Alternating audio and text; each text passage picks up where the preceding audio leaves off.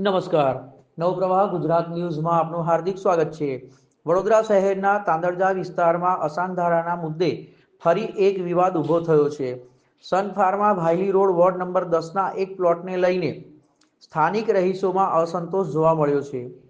મળતી માહિતી મુજબ પ્લોટમાં ભાગીદારીને લઈને હિન્દુ સોસાયટીના રહેવાસીઓએ આશંકા વ્યક્ત કરી છે કે વિસ્તારમાં શાંતિભંગ થવાની શક્યતા ઊભી થઈ શકે છે।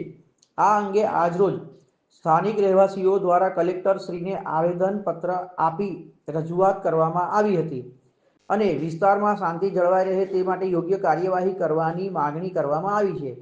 આ મામલે મહત્વની વાત એ છે કે પ્રોપર્ટી વેચાણ પાછળ ભાજપના એક પૂર્વ કોર્પોરેટરના ભાઈનું નામ સામે આવતું હોવાની ચર્ચા પણ ચાલી રહી છે, જેને કારણે મામલો વધુ ગરમાયો છે। હાલ આ સમગ્ર મામલે તંત્ર દ્વારા શું નિર્ણય લેવાય છે તે જોવાનું રહ્યું છે, જ્યારે સ્થાનિકોમાં શાંતિ જળવાઈ રહે તેવી માંગ ઉઠી રહી છે। તાંદળજા ભાયલી કેનાલ વિસ્તારના બધા રહીશો છે। સર્વે નંબર 209 જે તાંદળજાનો છે, જે હિન્દુની જમીન હતી, એટલે આ લોકો એક ષડયંત્ર રચીને ત્યાં મુસ્લિમ બાંધકામ કરી રહ્યા છે। અને એનું એક તમને એક અસાનધારાની પરમિશન કેવી રીતે લીધી છે કહું તમને કે હિન્દુની જમીન હતી, એક ભાગીદારી પેઢી બનાવી જે સ્ટાર કરીને નામ સ્ટાર વેન્ચર કરીને ભાગીદારી પેઢી બનાવી। એની અંદર હિન્દુ પાર્ટનર હતા, જે આગળ તમે કહેવામાં આવ્યું કે પૂર્વ ભાજપના કોર્પોરેટરના ભાઈઓ છે એની અંદર। એટલે અસાનધારાની પરમિશન જ્યારે આ લોકોએ લીધી ત્યારે હિન્દુ ટુ એ ભાજપના કોર્પોરેટરના ભાઈના નામથી પરમિશન લેવામાં આવી। એ વખતે જે મુસ્લિમ પાર્ટનરો હતા એ લોકોના નામ બતાવવામાં આવ્યા નથી। એટલે જ્યારે પરમિશન આપવામાં આવી તો હિન્દુ ટુ હિન્દુ બતાવીને પરમિશન લેવામાં આવી, અને પછી પાછળથી હવે ત્યાં જ્યાં જે સ્કીમ મૂકવાનો વારો આવે છે ત્યારે મુસ્લિમની સ્કીમ મૂકવાનો વારો આવે છે। એટલે આ સરકારની જોડે આ લોકો રમત રમી રહ્યા છે, અસાનધારાનો ખોટો ઉપયોગ કરી રહ્યા છે। એ સરકારને અંધારામાં રાખીને હિન્દુ ટુ હિન્દુ પરમિશન લીધી અને હવે એના માટે ત્યાં આગળ મુસ્લિમોની સ્કીમ બાંધી રહ્યા છે।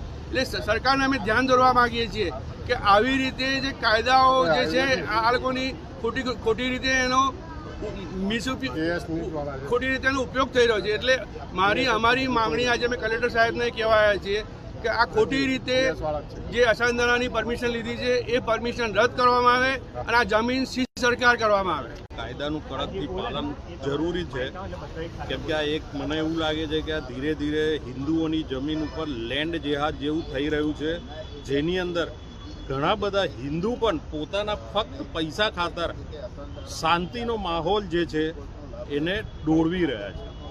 સરકારે હજુ 15 દિવસ થયા અસાનધારાનો કડક અમલ થાય એની માટે એક જાહેરનામું પણ બહાર પાડ્યું, છતાં પણ આ કાયદાનું ઉલ્લંઘન થઈ રહ્યું લાગે છે।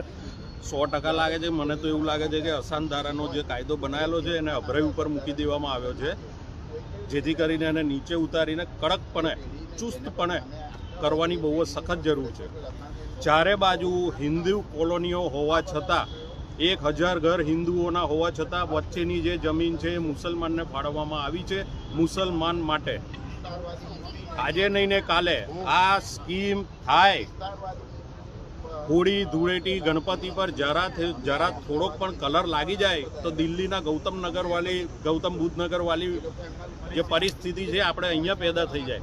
આપણે એવી કોઈ પણ પરિસ્થિતિ ભવિષ્યમાં થાય એવી કોઈ ઈચ્છા નથી। એટલે આપણે શાંતિનો માહોલ જાળવવાનો છે, બીજું કાયદાનું પ્રોપર રીતે પાલન થાય, જેની અમારે સરકારને નમ્ર વિનંતી છે